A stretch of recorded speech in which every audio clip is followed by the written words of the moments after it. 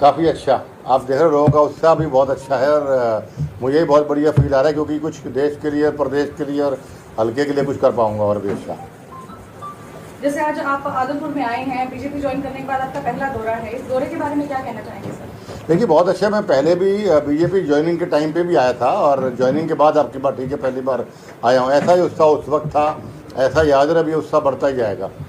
Sir अब तक 2 उपचुनाव हो चुके हैं, अगर बात करें बड़ौदा उपचुनाव की, अगर बात करें इलाहाबाद उपचुनाव की, तो दोनों में जो सरकार है उसकी हार हुई है, तो ये तीसरा उपचुनाव क्या लगता है आपको? दोनों की हार बुला देंगे और रिकॉर्ड तोड़ विक्ट्री आदमपुर से होगी।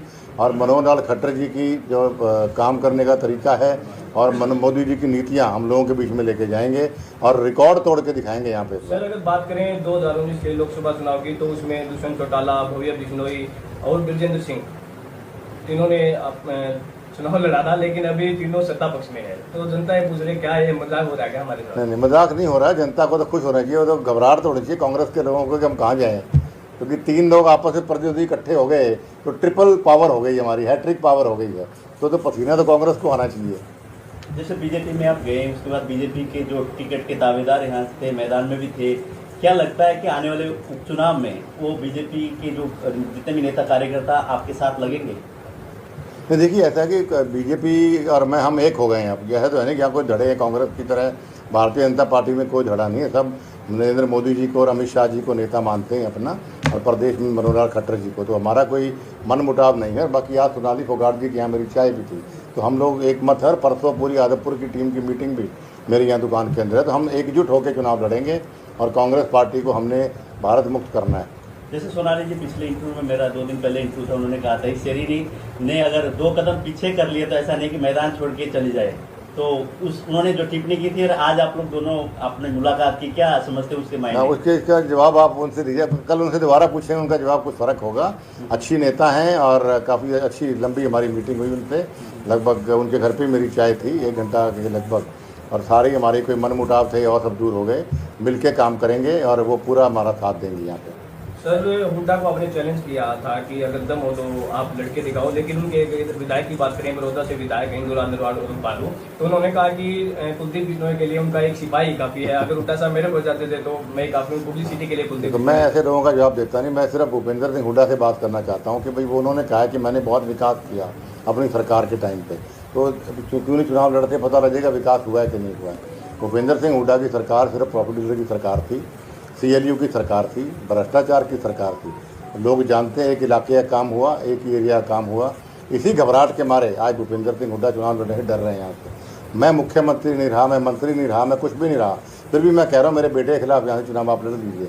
अगर मैं मुख्यमंत्री मेरे को बना दीजिए 1 साल के लिए, मुझे लड़ना कि हल्के से मैं चुनाव लड़के दिखा दूंगा, इसमें क्या डर है। तो कुलदीप जी के लिए कहते हैं कि लोग कुलदीप जी ईडी के डर से भाजपा का दामन थामा है, आप स्पष्ट कर सकते हैं कि क्या? भाई साहब 2 चीज़ें इसमें क्लियर है। एक तो अगर ईडी का या इनकम टैक्स का कोई एजेंसी का डर होता तो मैं 3 साल पहले ज्वाइन करता, क्योंकि 2019 में सर्च हुआ था, इनकम टैक्स का हुआ था।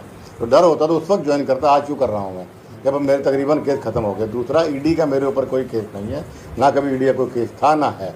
ये सिर्फ लोगों को गुमराह करने की बात है। इनकम टैक्स का सर्च हुआ था मेरे, जिसका तकरीबन सारे केस खत्म हो गए। सर कयास ये लगाए जा रहे थे कि आदमपुर जब उपचुनाव होगा तो दीपेंद्र सिंह हुड्डा को जो है कुलदीप बिश्नोई या उनके बेटे के खिलाफ जो है उतारा जाएगा मैदान में, आपका क्या मानना है सर? मज़ा आ जाएगा, चुनाव हो जाए तो हो जाए, 2-2 हाथ।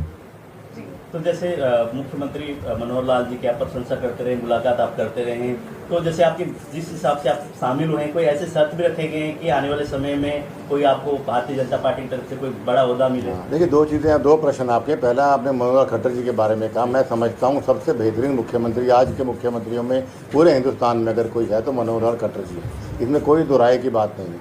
एक छोटी एग्जाम्पल मैं अपनी देता हूँ। मैं यहाँ सीवर का, बरसाती पानी का और पीने के पानी का मैंने उनसे 70 करोड़ का बजट अप्रूव कराने की बात कही। तो मैंने उनको ये भी कहा कि भाई आपको वोटों का नुकसान बहुत हो जाएगा। उन्होंने बड़ी अच्छी बात कही कि मेरे हरियाणवियों के तो काम हो रहे हैं, कितना बड़ा दिल है। तो वही मैं इसलिए कह रहा हूँ कि एक आदमी की दूरदर्शी सोच है, प्रदेश के बारे में सोच। वो एक बेहतरीन मुख्यमंत्री हैं और 8 साल में कोई मुख्यमंत्री रहा उसके दामन दागदार हो जाता, सच्चे या झूठे, एक भी कोई एलिगेशन उन पर लगा नहीं। और दूसरा, जहाँ तक आप दूसरा प्रश्न आपका, मुझे कोई पद देने की कोई बात है, मैंने ऐसी कोई शर्त रखी नहीं। मैंने कहा कि मैं निस्वार्थ भावना से एक भारतीय जनता पार्टी के लिए एक एसेट साबित होना चाहता हूँ। हरियाणा हो चाहे राजस्थान हो या पंजाब हो, तो मैं बन के दिखाऊँगा। जैसे कि अबाल संबंध के धरने की हम बात करें, कई दिनों से लगभग 65 दिन से वो बैठे थे, धरना एक तरह से उठा लिया उन लोगों ने। उसके बाद आपने भी एक फोटो जारी की थी कि मुख्यमंत्री से मैंने मुलाकात की, जल्दी वो फंड एक तरह से जो उनका मुआवजा है वो रिलीज़ किया जाएगा। तो अभी तक रिलीज़ नहीं हुआ। कल जैसे अपने डिप्टी स्पीकर रणवीर सिंह गंगवा के घर पे जाके वो धरना दे रहे हैं, तो क्या कहेंगे इस पर आप? नहीं, देखिए उनकी जो धरना है, उनकी मांगे बहुत बिल्कुल जायज़ हैं और 68 दिन वो धरने पर बैठे। मैं धरने पर 2 बार खुद जाके आया, भाई रणधीर जी को भेजा या और ही मेरे साथी लगातार वहाँ उनके संपर्क में रहे। मुख्यमंत्री से मैं मिला हूँ, 2 बार मेरी फ़ोन पे बात भी हुई, व्यक्तिगत मुलाकात हुई, दुष्यंत जी से मेरी मुलाकात फ़ोन पे बात हुई और सारी फाइलें चंडीगढ़ पहुंच चुकी हैं।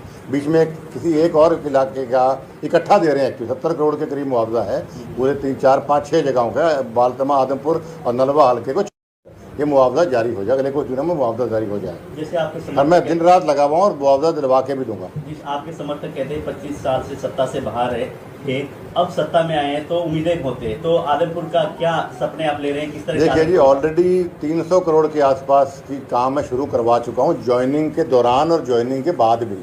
तो ये एक बहुत ज़बरदस्त उपलब्धि मैं समझता हूँ मेरे लिए है। और आने वाले समय में आदमपुर हल्के के हर गांव, हर गली, हर मोहल्ले में आपको विकास होता दिखेगा।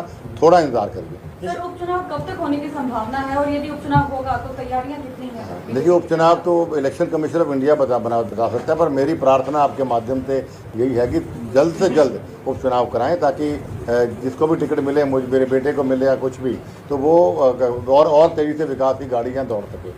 और बाकी हमारी तैयारियां ज़बरदस्त हैं। आपने मेरे साथियों का जोश आज देखा और जब भी मैं आता हूं इससे ज़्यादा इस प्रकार का जोश लोगों को देखने को मिलता है। कोई भी यहां पर आता है, आदमपुर हल्का हमारा परिवार है। ये चुनाव ना चौधरी भजनलाल जी का होता है, ना कुलदीप का है, ना भव्य का है।